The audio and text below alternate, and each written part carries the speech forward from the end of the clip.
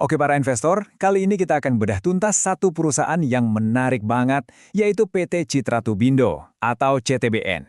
Kita mau cari tahu nih, di balik angka-angka cemerlangnya, beneran ada harta karun buat investasi kita atau enggak?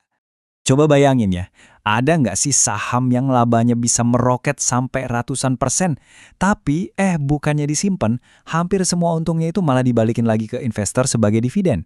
Jawabannya ada, dan saham inilah yang mau kita kulik bareng-bareng.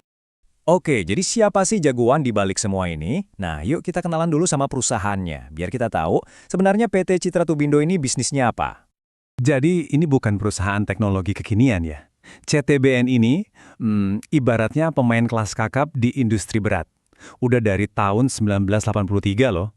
Fokus mereka tuh cuma satu, tapi penting banget. Bikin pipa baja kualitas premium.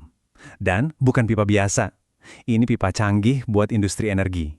Mikirin aja minyak, gas, dan nah ini lagi naik daun, panas bumi. Terus ada satu lagi nih, yang bikin mereka spesial, yaitu lokasinya. Mereka itu markasnya di Batam. Kenapa ini penting? Karena dari sana, mereka itu kayak punya akses VIP langsung ke jalur pelayaran internasional. Artinya apa buat bisnis? Jelas, biaya kirim jadi lebih murah dan barang bisa lebih cepat sampai ke pembeli di luar negeri. Ini keunggulan yang nggak gampang disaingi loh. Oke, sekarang kita masuk ke bagian yang paling seru. Ini nih yang bikin semua orang noleh ke CTBN. Performa labanya yang, wow, meledak. Yuk kita lihat langsung angkanya. Lihat angka ini baik-baik. 442,55%. Ini bukan salah ketik ya.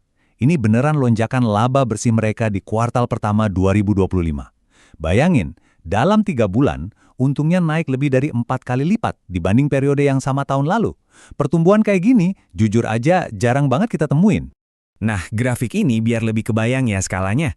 Dari yang tadinya labanya cuma sekitar 2,8 juta dolar, tiba-tiba, boom, jadi 15,6 juta dolar. Pertanyaan pentingnya kan, kok bisa dapat durian runtuh? Bukan. Jawabannya simpel, pendapatan mereka juga naik 2 kali lipat lebih. Ini bukti nyata kalau mereka sukses besar dapat dan nyelesain proyek-proyek gede di awal tahun. Oke, laba meroket itu emang keren banget. Tapi sebagai investor cerdas, kita nggak boleh cuma silau sama angkanya doang. Kita harus jadi detektif. Kita cek dulu kesehatan perusahaannya. Fondasinya kuat nggak? Bisa bertahan lama nggak? Yuk kita bedah neracanya. Nah, ini dia yang saya maksud fondasi benteng. Lihat deh tabelnya. Uang kas yang mereka pegang itu ada 1,09 triliun rupiah. Bandingin sama total utangnya yang cuma 826,7 miliar. Gampangnya gini, kalau besok mereka mau lunasin semua utangnya, bisa banget, masih ada sisa banyak malah. Ini sehat banget. Terus apa artinya ini buat kita para investor? Artinya satu, perusahaan ini tahan banting. Kalau tiba-tiba katakanlah ekonomi lagi jelek atau bunga bank naik, mereka nggak akan goyang. Kenapa? Karena dompet mereka tebel banget, punya bantalan kas yang kuat. Nah, ini yang bikin resiko investasinya jadi lebih terkendali.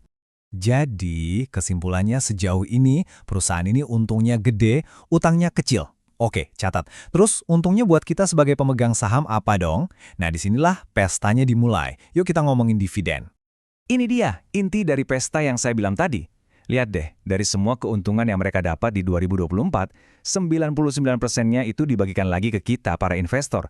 Cuma 1% yang mereka simpan. Ini tuh nunjukin kalau manajemennya sangat menghargai pemegang saham. Kebijakan yang super pro investor.